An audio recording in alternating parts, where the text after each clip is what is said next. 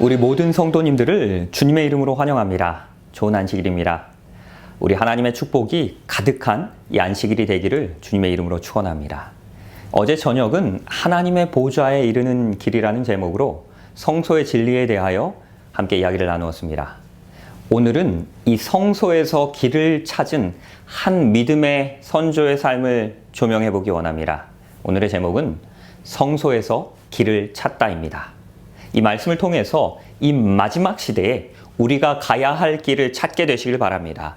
이 마지막 시대에 하나님께서 우리에게 주신 사명을 다시 한번 기억하게 되시기 바랍니다. 수년 전 중국으로 선교 여행을 다녀온 적이 있었습니다. 그곳에서 여러 집들을 방문하면서 가장 인상 깊었던 것은 집들마다 문 앞에 한자 하나를 붙여놓은 것이었습니다. 혹시 그 한자가 무엇인지 아십니까? 복자입니다. 심지어 어떤 집들은 이 복자를 거꾸로 여러 개를 붙여놓은 것을 보았습니다. 혹시 무슨 뜻인지 아십니까? 이 복이 하늘에서 사정없이 내려 떨어지기 원한다라는 뜻입니다. 중국 사람들은 복을 좋아합니다. 한국 사람들도 미국 사람들도 복을 좋아합니다. 세계 모든 사람들이 복을 좋아합니다. 이 성경은 400번 이상 이 복에 대하여 이야기하고 있습니다. 오늘은 이 성경이 보증하는 한 복받은 신앙인에 대해서 말씀을 전하겠습니다. 사무엘하 6장 11절입니다. 여호와의 궤가 가드 사람 오벳 에돔의 집에 석 달을 있었습니다. 우리 하나님께서 그 집에 복을 주셨습니다. 12절입니다. 혹이 다윗 왕에게 고하여 가로되 여호와 하나님께서 궤를 인하여 이 오벳 에돔의 집과 그 모든 소유에 복을 주셨다 한지라. 다윗이 가서 하나님의 궤를 이제는 메고 이 오벳 에돔의 집에서 다윗의 성으로 올라갑니다. 역대상 13장에서는 이렇게 이야기합니다. 하나님의 궤가 이 오벳 에돔의 집에서 그 권속과 함께 석 달을 있으니라. 여호와께서 이 오벳 에돔의 집과 그 모든 소유에 복을 내리셨더라. 이 성경에서 오벳 에돔이라는 인물이 등장할 때마다 복이라는 단어가 함께 등장합니다. 이 오벳 에돔이라는 사람은 성경에서 많은 비중을 차지하는 인물은 아닙니다. 유명한 사람도 아닙니다. 그런데 이 이름이 성경에 등장할 때마다 복이라는 단어가 함께 등장하는 것입니다. 역대상 26장의 성전 봉사자 명단에서는 이 오벳 에돔의 이름을 한 번 더 언급합니다. 26장 5절입니다. 여섯째 암미엘과 일곱째 이사갈과 여덟째 부엘레덴이 이는 하나님이 오벳 에돔에게 복을 주셨음이며. 이 성전 봉사자의 명단은 오늘날의 교회 재직 명단입니다. 이 재직 명단에 오벳 에돔의 이름이 있습니다. 그런데 특이한 사실은 다른 사람들과는 다르게 하나님께서 이 오벳 에돔의 명단을 기록하면서 그 옆에다가 복받은 사람이다 라고 커멘트를 한 것입니다. 교회 재직 명단에 한 사람의 이름이 있습니다. 한 집사의 이름이 있는데 그 집사 이름 옆에 복받은 사람 김아무개 집사 이렇게 기록한 것입니다. 8절입니다. 계속 보시겠습니다. 이는 다 오벳 에돔의 자손입니다. 저희와 그의 아들들과 그의 형제들은 다 능력 있습니다. 그 직무를 잘하는 자입니다. 이 오벳 에돔에게서 난 자가 60명입니다. 그런데 더 특이한 것은 그의 자녀들의 이름까지도 기록하고 있는 것입니다. 이 오벳 에돔의 자녀들도 모두 다 능력 있고 복받았다라고 그 교회 재직 명단에 굳이 코멘트를 다른 것입니다. 성경은 이 오벳 에돔을 복받은 사람으로 보증하고 있습니다. 이 오벳 에돔은 사무엘하 6장에서 최초로 등장합니다. 이 장은 법궤에 대한 이야기입니다. 여러분이 아시는 것처럼 이 법궤는 하나님께서 거하시는 가장 거룩한 장소였던 그 지성소의 정중앙에 위치합니다. 이 법궤는 하나님의 임재를 상징하는 성물이었습니다. 그러나 이 아벡에서 있었던 블레셋 민족들과의 전쟁에서 이 법궤를 빼앗기게 됩니다. 이 빼앗긴 법궤는 아스돗으로 옮겨져서 다곤의 신전의 신상 앞에 놓여지게 됩니다. 그러나 그 다음 날 블레셋 사람들은 그 다곤 신상이 법궤 옆에 부서져서 있는 것을 발견하게 됩니다. 이에 두려움을 느낀 블레셋 민족들은 이스라엘과 접경지대였던 그 베세메스라는 조그마한 마을로 이 법궤를 보냅니다. 그리고 그 조그마한 시골 마을 베세메스 사람들은 이 법궤가 너무 신기해서 그 법궤의 뚜껑을 열어보게 됩니다. 그리고 즉시로 그 마을 주민 5만 70명이 죽임을 당하게 됩니다. 그러자 이 블레셋 민족들은 이 법궤를 너무 두려워한 나머지 이스라엘 민족들에게로 돌려보냅니다. 그리고 이제는 이 법궤가 이스라엘의 가장 변방이었던 기럇 여아림의 아비나답의 집에서 20년 동안이나 방치되게 됩니다. 그리고 아무도 이 법궤에 대하여 더 이상 신경 쓰지 않습니다. 그러던 중 그 20년이 지난 후 하나님을 사랑하는 사람 다윗이 드디어 왕으로 등극합니다. 이 다윗이 왕이 되자마자 가장 먼저 한 일은 이 하나님의 법궤를 예루살렘으로 모셔오는 것이었습니다. 사무엘하 6장 1절입니다. 다윗이 이스라엘에서 뺀무리 3만을 모읍니다. 이스라엘 각처에서 최고의 귀빈들만 정치, 경제, 문화 각 분야의 최고의 귀빈들로 3만 명을 소집합니다. 그리고 이제는 온 나라의 관심 속에서 이 법궤를 이스라엘로 옮겨오는 이 예식이 치러지게 된 것입니다. 3절입니다. 저희가 하나님의 궤를 새 수레에 싣고 산에 있는 아비나답의 집에서 나오는데 아비나답의 아들 우사와 아효가 그 새 수레를 모니라. 이 엄숙하고 장엄한 예식의 선봉에 우사가 서게 되었습니다. 20년 동안 이 아비나답이 하나님의 법궤를 모신 공로를 인정받은 것입니다. 그리고 그의 아들이 이 법궤를 운반하는 책임을 맡게 되었습니다. 여기서 한 가지 우리가 주목해서 봐야 할 것은 이 법궤를 수레에 싣고 갔다는 것입니다. 그리고 이제는 온 나라의 관심과 시선이 바로 그 법궤에, 그 수레에, 그리고 그 일을 맡고 있는 우사에게 집중되는 것입니다. 사무엘하 6장 6절에서 7절입니다. 저희가 나곤의 타작마당에 이르러서 소들이 뛰므로 우사가 손을 듭니다. 그리고 하나님의 궤를 붙들었습니다. 이때 여호와 하나님이 이 우사의 잘못함을 인하여 진노하사 저를 그곳에서 치십니다. 저가 거기에서 하나님의 궤 곁에서 죽게 됩니다. 법궤가 이동하는 도중에 이 나곤의 타작마당에 이르렀을 때 갑자기 소가 뜁니다. 그리고 이 수레가 흔들리게 되자 법궤가 떨어질까 염려한 우사가 이 법궤를 손으로 붙잡은 것입니다. 그러자 즉시로 이 우사가 죽게 되었습니다. 이 3만 명의 귀빈이 지켜보는 가운데 이 거룩한 예식을 진례하던 우사가 죽은 것입니다. 하나님의 징계로 죽은 것입니다. 사무엘하 6장 9절입니다. 다윗이 그날에 바로 그 순간에 여호와를 두려워하여 가로되 여호와의 궤가 어찌 내게로 오리요. 정적이 흐릅니다. 그 용감한 다윗 왕마저도 두려워 떨고 있는 것입니다. 모든 이들이 어찌해야 할지를 모르고 있습니다. 이 모든 것이 멈추어 버린 것 같은 바로 이 시간에 모두가 어찌해야 할지를 모르는 바로 이 시간에 등장한 인물이 오늘의 주인공인 오벳 에돔입니다. 10절입니다. 여호와의 궤를 옮겨 다윗 성 자기에게로 메어가기를 즐겨하지 아니하고 치우쳐 가드 사람 오벳 에돔의 집으로 이제는 메어갑니다. 여기서 주목할 것은 이 법궤를 더 이상 수레에 실어가는 것이 아니라 하나님의 말씀대로 이 오벳 에돔이 어깨에 메어가는 것입니다. 부조화 선지자 706페이지입니다. 자기의 마음이 하나님께 전적으로 의롭지 않다는 것을 느낀 그 다윗은 이 우사의 죽음을 봅니다. 그리고 자신의 어떠한 죄가 그에게 형벌을 가져오지 않을까 하여 이 법궤를 몹시 두려워합니다. 그러나 이 오벳 에돔은 기뻐하며 뛰며 순종하는 자에게 주시는 하나님의 은총의 보증으로 이 거룩한 상징을 환영합니다. 이제는 온 이스라엘의 주의가 이 가드 사람과 그 권속에게 쏠립니다. 그리고 모든 사람들은 이 법궤가 그 오벳 에돔과 잘 지내는지를 이제 주목하여 보는 것입니다. 이 오벳 에돔은 모두가 두려워 떨고 있는 가운데 기쁜 마음으로 순종하는 마음으로 이 법궤를 모셔갑니다. 그리고 그의 집에 석 달을 있게 되었습니다. 이제 온 나라의 관심이 이 오벳 에돔의 집으로 향하는 것입니다. 그리고 다윗 왕에게까지도 그 소문이 들어갑니다. 사무엘하 6장 11절입니다.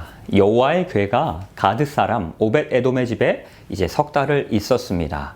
그리고 하나님께서 그의 온 집에 복을 주십니다. 혹이 다윗 왕에게 고하여 가로되 여호와께서 하나님의 궤를 인하여 오벳 에돔의 집과 그 모든 소유에 복을 주셨다 한지라. 다윗이 이제는 가서 하나님의 궤를 기쁨으로 메고 오벳 에돔의 집에서 다윗의 성으로 올라갑니다. 이 역사가 요세푸스는 이 오벳 에돔에 대하여 이렇게 기록합니다. 이 오벳 에돔의 집에 그 법궤가 들어갈 때에는 이스라엘에서 가장 가난한 사람이었다. 그러나 그 3개월 후 이 법궤가 떠날 때에는 이스라엘 최고의 부자가 되었다. 이 기록을 그대로 믿을 수는 없습니다. 그러나 확실한 것은 역사가의 눈으로 보았을 때도 참으로 큰 축복 받았다는 것입니다. 하나님께서 그 소유에까지도 축복하셨다라고 성경은 분명히 진술합니다. 하나님이 축복하셔서 부자 만들어준 사람입니다. 하나님께서 만들어주신 부자인데 시시한 부자는 아니었을 것입니다. 성경에서 하나님께서 축복하셔서 부자 만들어주셨다는 이야기 그리 흔히 나오지 않습니다. 그 물질에까지도 축복하셔서 부자 만들어주신 것입니다. 그리고 이 기쁜 소식을 들은 이 다윗은 그 후에 이제 법궤를 모셔올 준비를 합니다. 드디어 가드 사람 오벳 에돔의 집에서 이 법궤가 예루살렘 성으로 옮겨지는 것입니다. 이 오벳 에돔에 관하여는 3개월 동안 그의 집에 이 하나님의 법궤를 모셨다는 이 사무엘하 6장의 기록 외에는 거의 알려진 바가 없습니다. 하나님께서 왜 이 오벳 에돔을 그토록 축복하신 것입니까? 부자 만들어주신 것입니까? 궁금하지 않으십니까? 그 첫 번째 단서를 우리는 역대상 26장에서 찾을 수 있습니다. 문지기의 반차가 이러합니다. 고라의 족속 아삽의 자손 중에 고레의 아들 무셀레마와 오벳 에돔의 아들 맏아들 스마야와. 이 말씀을 통해서 우리가 알 수 있는 중요한 단서는 오벳 에돔은 고라의 후손이었다는 것입니다. 이는 아주 특별한 의미가 있습니다. 오벳 에돔은 고라의 자손이었습니다. 출애굽기 6장 16절에서 23절을 보시면 그 의미가 무엇인지를 우리에게 이야기합니다. 레위의 아들들의 이름이 이렇습니다. 그 연차대로 이러하니 게르손과 고핫과 무라리요. 고핫의 아들들은 아므람과 이스알과 헤브론과 우시엘이요. 이스알의 아들들은 고라와 네벡과 시그리입니다. 이 가계도에서 보시는 것처럼 고라는 누구의 자손입니까? 레위 자손입니다.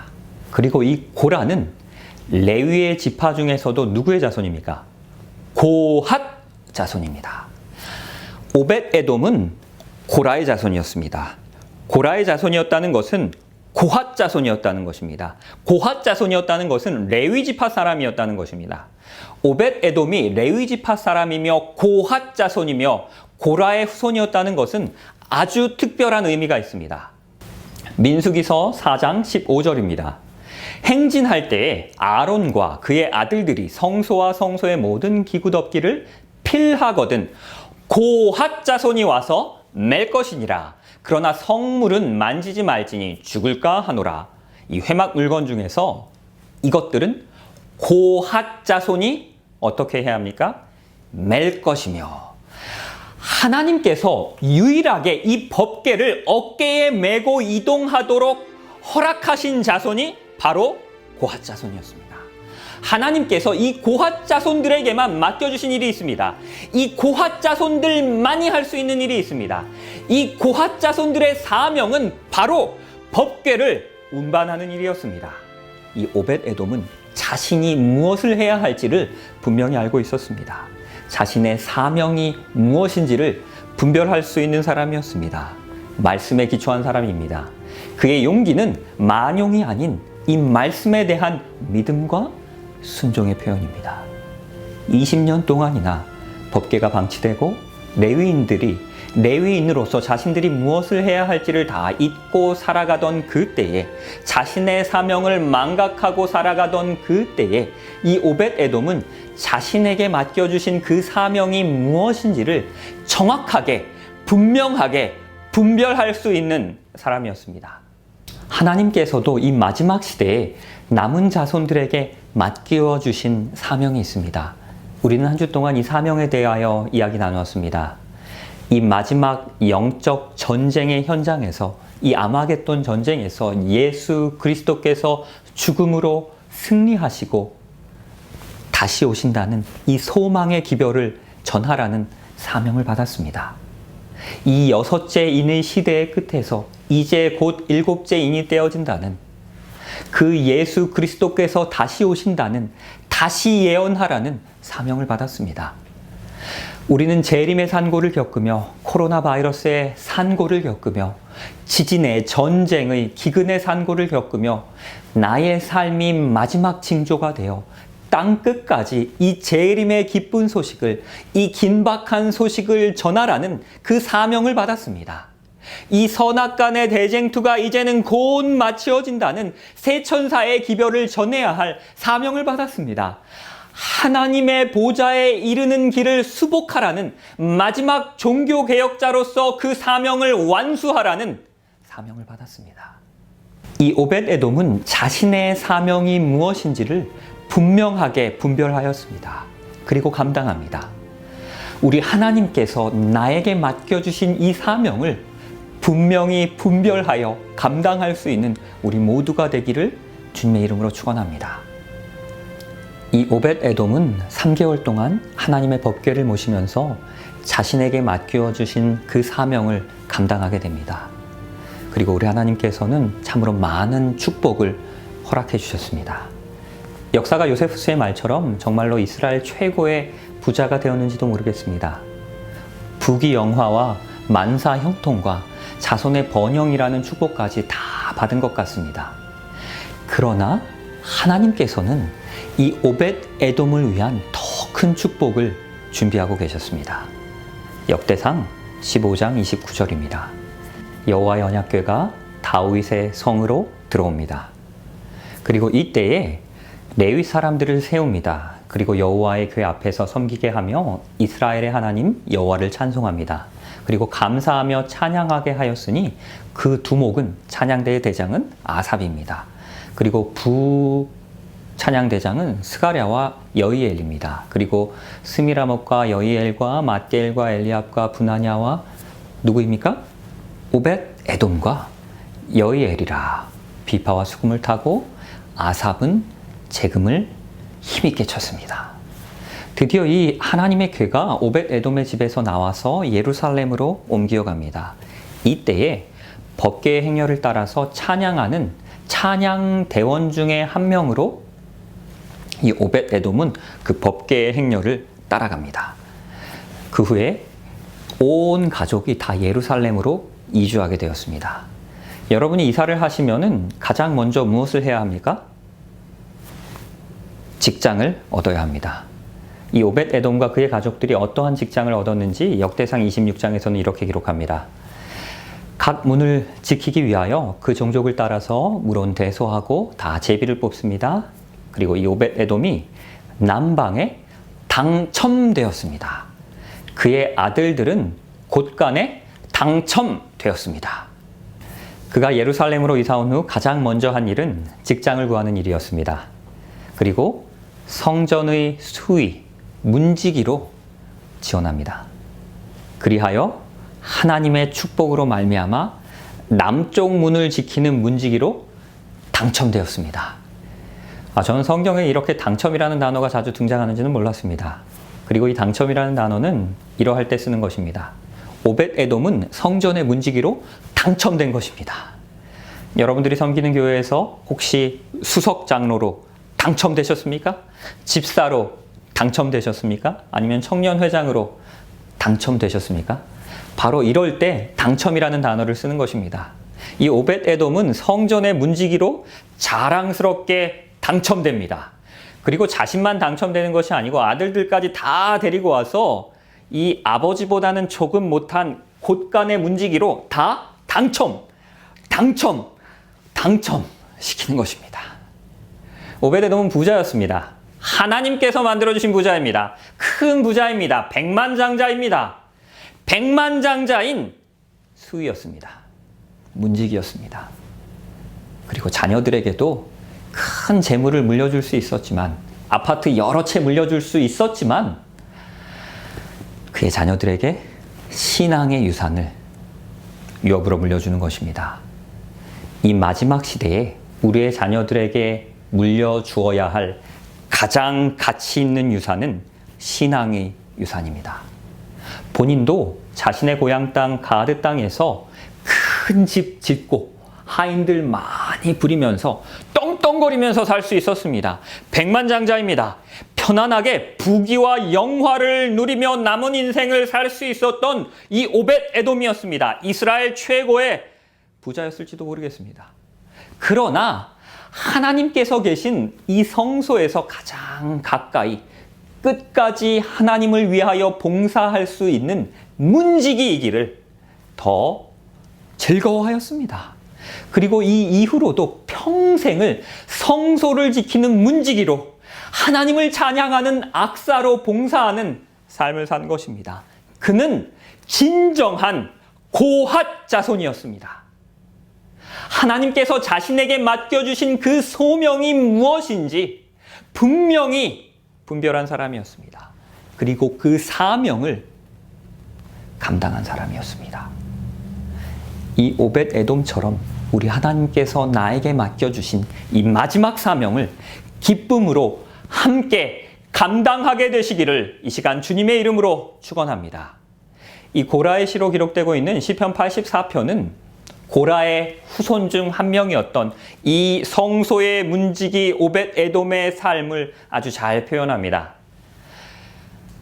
만군의 여호와여, 주의 장막이 어찌 그리 사랑스러운지요. 주의 궁정에서의 한 날이 다른 곳에서의 첫날보다 나은즉 악인의 장막의 거함보다 내 하나님 전의 문지기로라도 있는 것이 좋사오니 여호와 하나님은 해요 방패이시라. 여호와께서 은혜와 영화를 주시며 정직히 행하는 자에게 좋은 것을 아끼지 아니하실 것임이니이다. 이 오벳에돔은 하나님께 받은 그 수많은 선물들보다, 그 많은 재산들보다 그 선물의 시여자이신 하나님을 더 소중히 여기는, 더 사랑하는 신앙인이었습니다. 그래서 이 오벳에돔은 세상에 부귀 영화를 누리는 것보다 하나님의 성소에서 가장 가까이 거하며 그 하나님을 위하여 끝까지 봉사할 수 있는 성전의 문지기로 당첨된 것을 그의 삶의 가장 큰 축복으로 여긴 것입니다. 혹시 이것이 무엇인지 아십니까? 진주입니다. 세계에서 가장 큰 진주입니다. 넓이가 무려 67cm입니다. 폭이 30cm고요. 무게가 34kg이나 됩니다. 혹시 얼마인지 아십니까? 1,100억입니다. 이 진주가 2016년도에 처음으로 세상에 알려졌습니다. 그런데 이 진주가 세상으로 나오기까지의 사연이 있습니다. 2006년도에 필리핀의 팔라완 섬 앞바다에서 한 어부가 이 진주를 발견합니다. 그런데 이 어부는 글자도 읽지 못하는 까막눈이었습니다. 그리고 교육도 한번 받아보지 못했던 진주가 진주인지도 모르는 사람이었습니다. 그래서 이 진주의 가치를 모르는 이 어부는 이 진주를 1,100억짜리 진주를 자신의 침대 밑에 10년 동안이나 잘 모셔놨습니다. 그리고 그러던 중에 집에 불이 납니다.